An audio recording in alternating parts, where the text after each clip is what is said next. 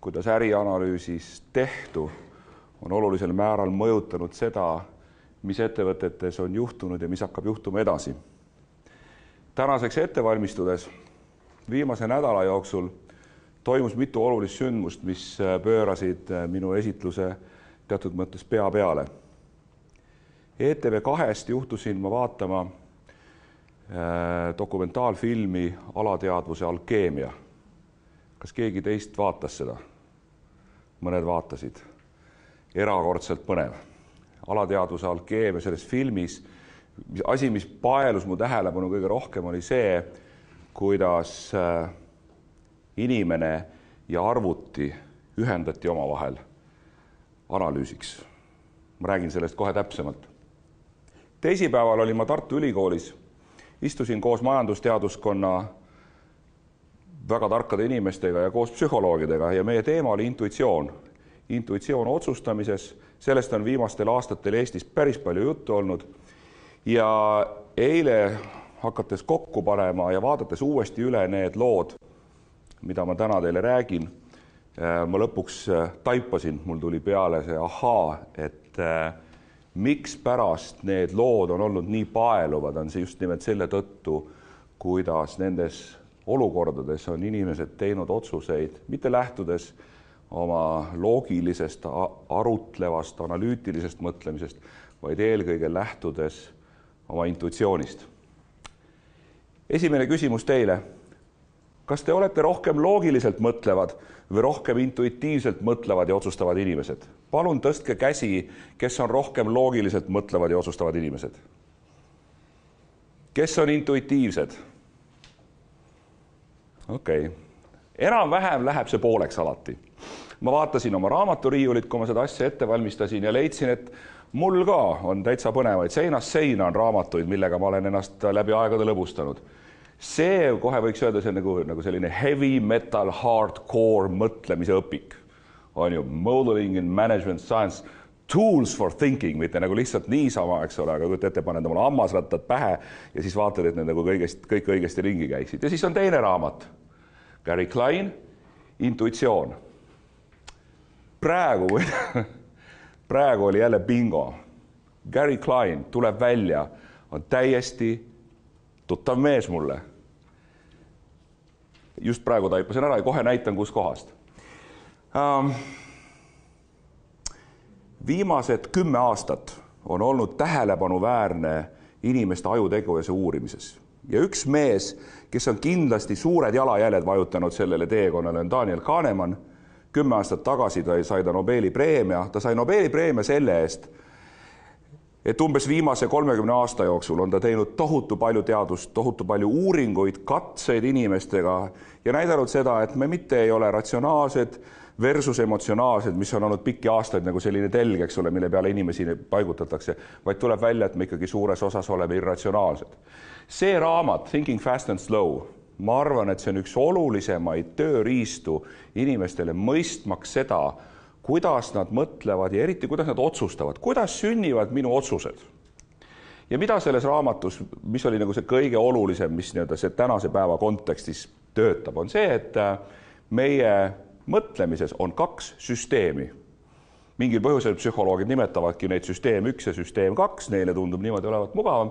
Üks nendest süsteemidest on vaistlik, kiire, mitte teadlik, me ei anna endale aru, kuidas see töötab, ta on automaatne, me ei saa teda välja lülitada, ta töötab kogu aeg. Ja teine nendest süsteemidest on teadlik, aeglane, loogiline, sõnaline. See on see, kui inimene mõtleb oma ette ja räägib oma peas iseendaga. Sõnaliselt, eks ole, langetab oma otsuseid või analüüsib mingisuguseid asju. Need süsteemid on oma olemuselt tohutu erinevad. Kõigepealt kas või juba kiiruse poolest. Intuitsioon, sisetunne, süsteem 1 reageerib 1000 sekundi jooksul. Erakordselt kiire. Ta reageerib, et ütelda nii kiiresti, et enamus osa ajast me ei saa üldse arugi, et ta reageeris, et ta üldse töötas.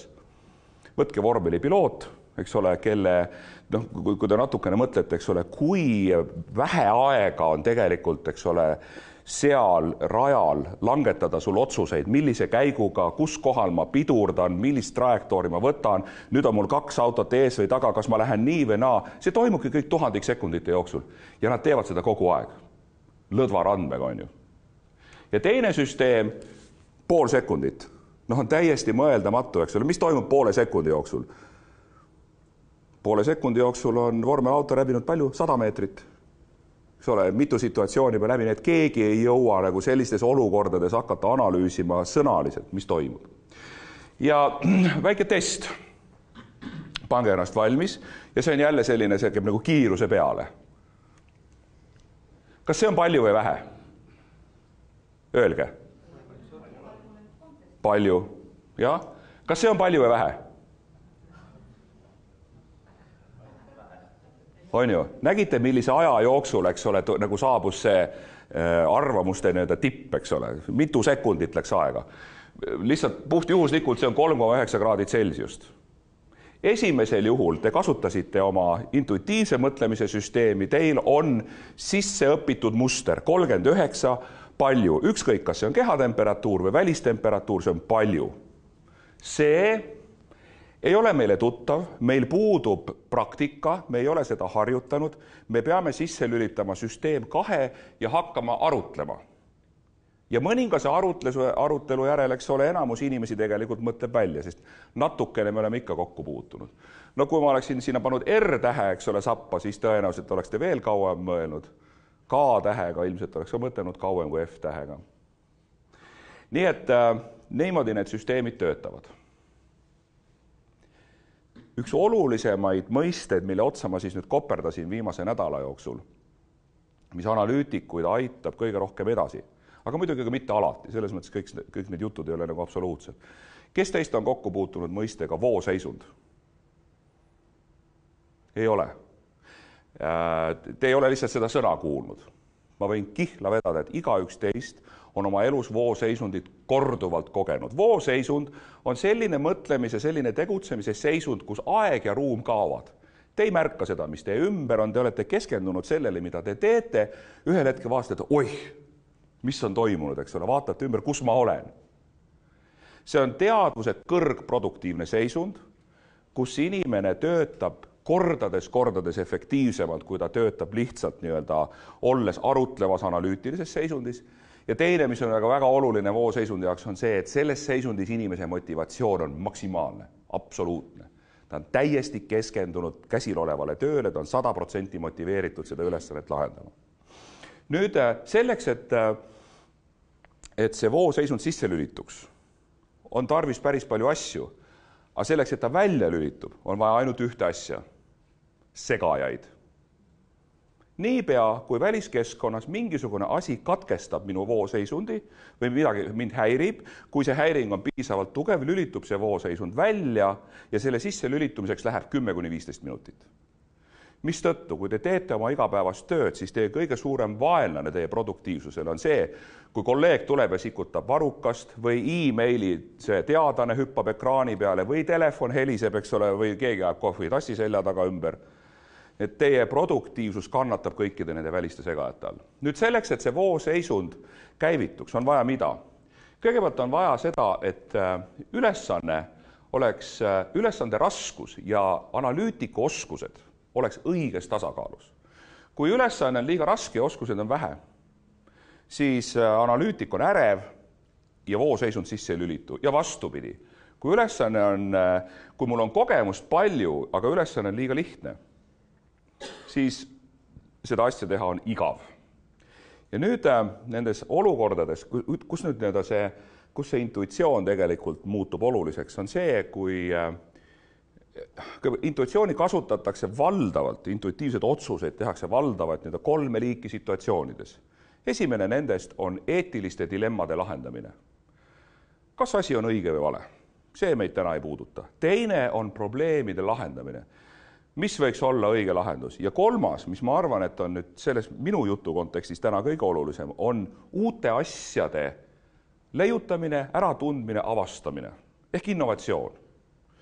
ja intuitsioonist on nimelt selliste uute olukordade, uute asjade avastamisel kõige rohkem kasu ja intuitsioon töötab kõige paremini vooseisundis. Intuitsioon ei tööta siis, kui te oma mõttes parasjagu sõnaliselt viite läbi mingit analüütilist protsessi. Seesama alateadvuse alkeemia, kuidas nagu soovitati sellel analüütikul, eks ole, siis otsida vaenlase asukohti mäestikus, eks ole, tal on 100 ruutkilomeetrit aerofotosid, need on 200 tükki, eks ole, ta peab need kõik ükshaaval läbi käima, otsima üles sealt objektid, mis on kahtlased, mida tuleks pommitada. Ja soovitus, mis talle anti, on see, et lase ennast lõdvaks. Lihtsalt vaata neid pilte. Kontrollisin mitmete muude situatsioonide peal, iseenda peal, kas see tõepoolest töötab. Ja üllatus, ma olen enesele teadmata näiteks õppinud valima, mul on erakordselt raske riideid osta, võite isegi arvata, miks, eks ole, et numbri saad, eks ole, pikkust ei saa. Lähed kuhugi, ma ei tea, lähed kaubamaja, tahad endale midagi osta, kõige tüütum asi, mis võib olla see, et hakkad kogu seda väljapanekut läbi lappama, eks ole, kus on minu pikkusega püksid või kus kohal on mingisugune, ma ei tea, T-särk või mingisugune asi, mis mulle meeldib. Selline loogiline, analüütiline protsess alati võtab tohutu palju aega ja mis ma olen hakanud tegema, on see, et jalutad väljapaneku vahel ja ma ise ütlen seda, et ma vaatan, kas miski kõnetab mind. Ja siis mu tähelepanu köidab seal ja ma lähen sinna, ütlen jah. Ja see on seesama, mida siis, eks ole, nüüd teadus on öelnud, eks ole, et analüütik, mida peab tegema, et lase ennast lõdvalt niimoodi selja toe peale, vahi neid aerofotosid ja isegi mitte ei küsitada käest, eks ole, et kas miski kõnetab, vaid tal on, eks ole, pannakse elektroodid pea külge ja vaadatakse, kas tema alateadvust miski kõnetas seal. Ja siis pärast uuritakse neid kohti, eks ole, kus kohal alateadvus tegi niimoodi, ja sinna pannakse juba siis, eks ole, zoom ja vaadatakse täpsemalt ja alati leitakse tõde. Intuitsiooniga on nüüd üks lugu veel, mis ma olen tagantjärele aru saanud, miks pärast mõned meie sellised analüütilised sessioonid, kus laua taga on Andres, mina ja keegi teist ja kus me vaatame, laseme ka nendel aerofotodel silme eest kiiresti läbi minna. Et miks pärast need olukorrad nii hästi töötavad? On see, et on olemas algaja intuitsioon. Te lähete esimest korda mingit mängu mängima ja esimesed korrad olete jube edukad. Ja siis, eks ole, korraga teie õnn pöördub. Te enam ei saa nii hästi hakkama. Ma ei taha väga sügavale siia minna, aga see põhjus on see, et algaja kasutab universaalseid, intuitiivseid otsustusmeetodeid ja seda mööda, nüüd kuidas tema kogemus hakkab sellest asjast kasvama, hakkab tal tekkima ekspertintuitsioon. Alguses tal seda ekspertintuitsiooni ei ole, aga tal ei ole mingit, ühesõnaga ta kasutab seda universaalintuitsiooni väga vabalt ja nüüd seda mööda, kuidas ta sellesse olukorda süveneb, ta saab aru, et tegelikult ma ei tea sellest ju mitte midagi ja ta surub, enesele aru andmata surub oma selle universaalintuitsiooni alla. Küll aga aja jooksul tekib tal valdkonnapõhine ekspertintuitsioon. See on see, kus teie õpite oma äri tundma ja teed väga paljusid asju, mis teile igapäevases elus teie äris ette tuleb. Te ütlete paugust, siin on nii. See tähendab seda, siin otsustame nii, siin tuleb teha nii. Mis edasi juhtub, on see, et mida rohkem teil on kogemust, seda rohkem te hakkate nägema olukordasid tüüpsena, korduvatena ja te ei märka enam nendes olukordades erilist. Te ei märka kõrvalekardeid, kaldeid, anomaaliaid. Teisi sõnu tekib selline asi, mida eesti keeli tihti nimetatakse ka kodupimeduseks. Ma olen juba nii harjunud selle pildiga, et minu alateadvus, minu sisetunne, minu kõhutunne sellele enam tähelepanu ei pööra. Mul see tapeediriba seal kodus on juba 5 aastat lipendanud kööginurgas, eks ole, ja ma kõnnin sellest mööda ja ma mitte kunagi seda ei näe. Külaline tuleb ja see on esimene asi, mida ta märkab. Siin on anomaalia, siin on ju midagi viltu, see ei peaks nii olema, sina kõnnid sellest mööda, ütled, et see on tavaline muster, sellele ei ole mõtet tähelepanu pöörata. Ja selle tõttu, millele ma ei oska vastata, on see, et kui paljudel teist on juba kodupimedus oma ettevõtte äritulemuste, nende mustrite suhtes, eks ole, mida Andres on suuteline erakordse elegantsusega manama arvutiekraani peale. Kõigepealt nüüd, millest ma olen aru saanud tänaseks, on see, mis on selle tööriista erakordne võlu. Muidugi, mida see arendaja ise väga täpselt teab. Ta teab seda, mis ta nimi oli, selle Clicktechi pealiku skleroos, kes oli selle Time Magazine'i kaane peal, Björn? Lars, okei. Et inimese aju töötleb informatsiooni piltide kaudu. Nähes või mitte nähes piltides detaile. Excel on suurepärane tööriist, kui teil on vaja läbi viia formaliseeritud analüüsi, kontrollida, arvutada, võrrelda. Excel on täiesti lootusetult, Jüri, vabandust, ma tean, sinul on see omadus, eks ole, et sina suudad näha tabelites ka seoseid. Sa oled ainuke inimene, kes seda suudab. Mina pole ühtegi teist veel kohanud. Aga pilt, eks ole, see vana sõna on õige. Üks pilt on väärt 1000 sõna. Ja selle tõttu ClickView visuaalsus on erakordselt tähtis nendes olukordades, kus te tahate avastada uut. Ja nüüd, miks pärast need meie sessioonid on olnud nii edukad, jällegi ma sain aru, on see, et me oleme ära võtnud, kui Andres on laua taga, siis mis võtab nagu selle vooseisundi maha on see, et ma näen siin midagi põnevat, ma tahaks minna sinna sisse, näita mulle teistpidi, pööra seda pilti, esitada teistmoodi, tule järgmine nädal. Läbi, vooseisund on läinud, järgmine nädal ma isegi ei mäleta enam, mida ma seda otsisin, sellepärast, et see on vaistlik. Ma tean, et midagi on, ma ei oska seda sõnadest kirjeldada, aga kui sa keeraksid selle pildi mulle niimoodi, siis ma ütlen sulle, mida ma sealt otsisin. Lugu. Lugesin eile õhtul seda artiklit, eks ole, teisipäeval istusin Tartu Ülikooli teaduritega, Ander Uusberg räägib, ja teate, Gary Klein muu hulgas, eks ole, on toonud sellise näite, kuidas intuitsioon töötab, ja nüüd korraga vaatan, kuramus, mul on Gary Kleini raamat kodus raamaturiiulis. See on lahesõjast ja siis situatsioon, mida ta kirjeldab, seesama Michael Riley, tema ülesanne on istuda radarekraani taga ja otsustada, kes on oma, kes on võõras. Kui on võõras, eks ole, saab tina, kui on oma, lastakse laevatekil maanduda. Ja olukord, mida Gary Klein kirjeldab, oli see, kuidas ühes oma vahetuses ilmus radarekraanile 2 täppi ja Michael Riley haaras seletamatu hirm. Ja ta ei osanud tükk aega ka pärast tagantjärele seletada, miks pärast just need täpid tekitasid ärevust ja hirmu ja seda tunnet, et ma pean need alla laskma. Aga nüüd, eks ole, tema, see ei ole niisama lihtne, eks ole, muidu ju kasutatakse väga palju erinevaid elektroonilisi vahendeid, kuidas tehakse omadel ja võõrastel vahet, eks ole, on olemas nii-öelda süsteem friend or foe. Lennukid saadavad välja elektroonilisi signaale, eks ole, mille järgi neid võimalik tuvastada. Ühtlasi suudavad ka vaenlase raketid selle järgi tuvastada, kes on oma ja kes on võõras, eks ole, ja teada, kellele sappa võtta. Seetõttu need lennukid enamalt jaolt lähenevad sellele lennukikandjale incognito. Ja nüüd, eks ole, selle ohvitseri ülesanne on otsustada, kellele antakse tina ja kellele mitte. Ja ta sai 2 täppi ilmus radarekraanile ja tal oli kohe halb tunne. Kohe oli see, et peaks andma tina, aga nüüd ei olnud, eks ole, seda analüütilist informatsiooni. Umbes 20 sekundit kestis see teadmatus. Siis korraga ilmusid, eks ole, need markerid külge ja kurat, muidugi on raketid ja andis kohe tina üsna viimasel hetkel. Seda olukorda uurima hakates otsiti siis seda vastust küsimusele, aga miks ta tundis hirmu? Ja selgus, et seal oli üks väga lihtne mustri erinevus. Raketid lendavad madalamalt kui lennukid. Seetõttu nad ilmuvad radarekraanile natukene ekraani servast kaugemal kui lennuk. Michael Riley ei olnud mitte kunagi sellele mõelnud, aga tema alateadvus oli selle juba selgeks õppinud. Need 2 täppi tulid natuke kaugemalt, järelikult on raketid, järelikult tuleb alla lasta. Et nii võimas, eks ole, on meie intuitsioon, teab enne juba, eks ole, kui asi läheb halvaks, et nüüd on mingisugune jama tulemas. Seda katset on tehtud, seda on katsetatud korduvalt, on tehtud kaardipakkidega seda, eks ole.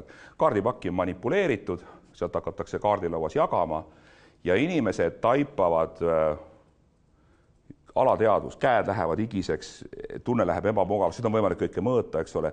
Oluliselt varem ütleb meie intuitsioon, et nüüd on pettus tulemas, nüüd mul tõmmatakse nahk üle kõrvade, kui see, kui ta lõpuks ütleb, stop, mis siin toimub.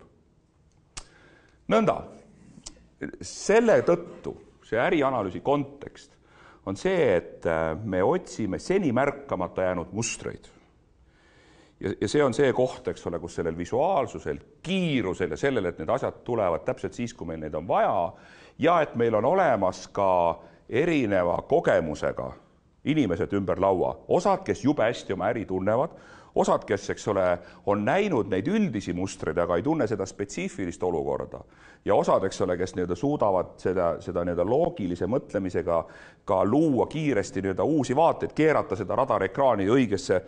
Mis oli muide selle Gloucesteri radari probleem oli see, et sellel konkreetsel radaral lahesõjas puudus kõrgusmõõde. Kui see kõrgusmõõde oleks seal küljes olnud, siis oleks kohe selge olnud, see ka hiljem tehti, eks ole. Et on keegi tehnik, kes suudab panna külge õiged lipikud, siis hakkavad asjad juhtuma. Me otsime korrelatsioone, trende, seaduspärasi, me otsime anomaaliaid, erandeid, see tuli kaugemalt sisse kui teine, selleks, et leida midagi uut, selleks, et sellest uuest leida kasu. Siis me saame minna edasi, me saame minna põhjuslike seoste juurde, küsida, kas see on erand või reegel, mis siin tegelikult töötab, luua mudeleid ja hakata neid mudeleid uuesti kasutama.